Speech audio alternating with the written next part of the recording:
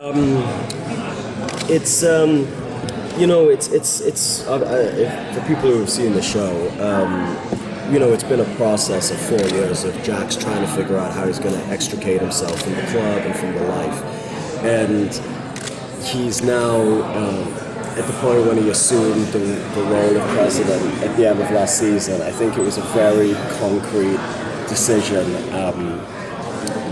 That whole fantasy was now put to bed, and that he resigned himself to the fact that he's here and he's staying and this is what he's going to do for the rest of his life. And I think a clarity and a fierceness grows in him after making that decision. And so, to begin with, he's an excellent president. I mean, he's been watching this and fantasizing about being the president or leaving, one of the two, for years and years.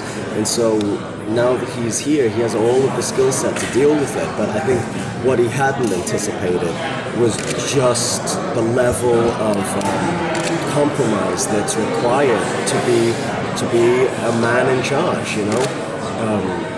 There's information that Jax has that he cannot share with the club, and so now he finds himself right away in a position where he's having to lie and manipulate his brothers, which is shit that he vilified Clay for doing for years, and is now, you know, finding himself in that same position. And I think one of the really most interesting psychological things that are going on as a byproduct of that within Jax is, although he absolutely hates Clay and wants to murder him, he's actually starting to empathize a little bit with how difficult it is to sit at the head of the table, you know, and lead righteously, you know, because that's all he wants to do, is just be a good leader and look after his guys, and whenever possible do the right thing. And I think what he's realizing is, more often than not, it's impossible to do the right thing, so then you've got to go on to plan B. But that's, I think, one of the most exciting and interesting and unexpected side effects, is this feeling of empathy that starts to grow in him, which is obviously, to empathize and to want to murder the same person is a complex thing to play, you know. Hopefully I haven't been fucking with that too much. Can't wait to see it. You really feel really bad for Jax when he was dealing with Opie at the end of season 5. So tell us, where are Jax's feelings regarding his friendship with Opie, and where is that heading into season 5? It's a heartbreaking dynamic, both for me to play as the actor and for the characters on screen. You know, Opie is the one person that Jax truly just loves and trusts in the club, and when my little brother died, I think that Opie and Jax became truly brothers. And you know, Ryan is such a wonderful actor and such a soulful guy that when we're doing these scenes where he's disappointed in me and kind of a little disdainful of the way I'm operating, it really is difficult to play those scenes, to be on the receiving end of that. I mean, I feel like, fuck, man, I wish I could be doing a better job, and it's really, I think it's the area that creates the most sadness for Jax in this whole transition, is the fact that he's lost the love and respect of his best friend. You seem to have built quite a work relationship with Ron. Yes. We have seen you yesterday, and you have done another movie. Yeah, together. We've done 2 movies and 60 hours of television together over the last 5 years. So yeah, it's an unlikely but quite fun partnership we seem to have developed. You know, obviously it was clear the way the Guillermo thing happened. I had a little bit of relationship with Guillermo from the past, and we had talked a lot about working together.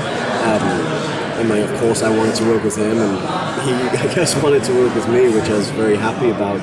And so that happened, but then, so that was obviously Pacific Rim, but then this other film we did, Frankie Go Boom, it was a tiny little independent that I did. Literally, we made the movie for $400,000, and we shot it in LA for 20 days for $400,000. We had to bring our own lunch to work. Literally, there was no food.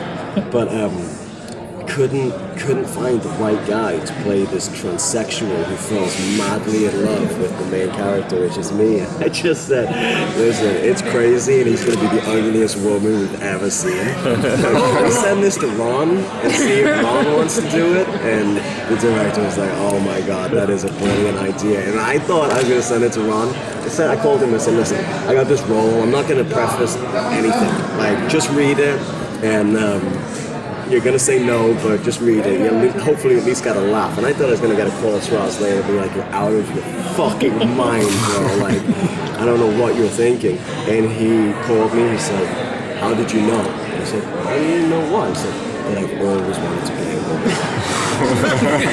But that is psychotic. I wonder if he kept the we're dresses. slow dancing. It's Ron with that giant caveman face, lipstick on, and a pearl necklace in a silk kimono, smoking pot, trying to blow it into my mouth and follow through with the French kiss. I mean, oh my god! For like fans of Sons of Anarchy to see that, what has happened? Bad fanfic. Now that Jax is in the seat of power, do you think is he going to try to turn the club around and maybe try to get in line with what his father's vision was for it? Very much. I mean, I think that John Teller, Jax's father, has definitely been knocked off the pedestal.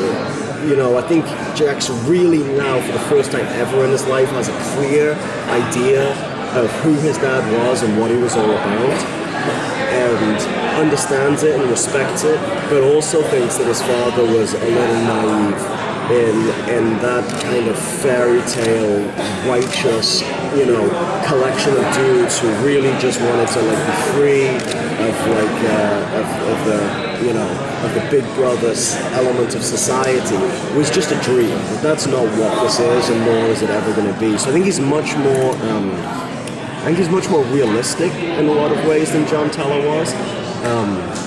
But it definitely, he's going to go through a process of realizing that as naive as he thought John was, he is still very naive in thinking that he can turn this club into, you know, take it too far from where it is, you know. And that's what I was talking about earlier, that there's this psychological byproduct of actually realizing that all of the mistakes the plane made weren't all necessarily maliciously intended. That it's very, very difficult to be the boss and to make these decisions. And